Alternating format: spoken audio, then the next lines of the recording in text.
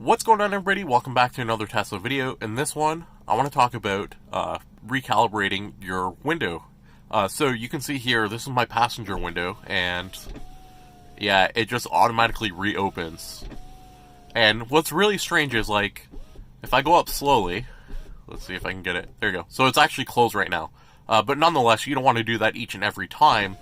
You want to fix this so you don't have to do that, because otherwise it just comes down like so. So we're going to recalibrate the window, which is supposed to be really easy. I've not tried it yet, so let's try it live on video right now to see if it does fix this problem. So I'm told you have to go to the the driver's side door, and then hold this down, and you hold it down for about 15 seconds.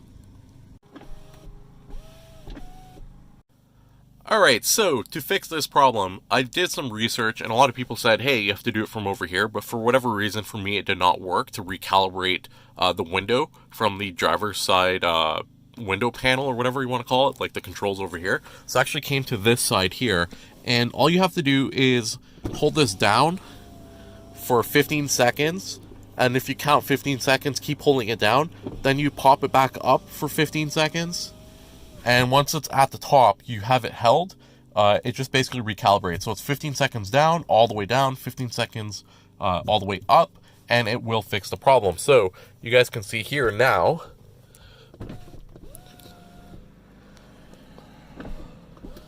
I now have a working window again with no request out to service, right? So hopefully this helps someone out there. Just a quick video, tips and tricks. Yeah, so if your window gets stuck, you can recalibrate like this in a matter of 30 seconds. As always, guys, make sure to like the video, leave a comment down below if this helped you, and make sure to subscribe for the latest and greatest Tesla content. Most importantly, thanks for watching, and I will see you guys next time.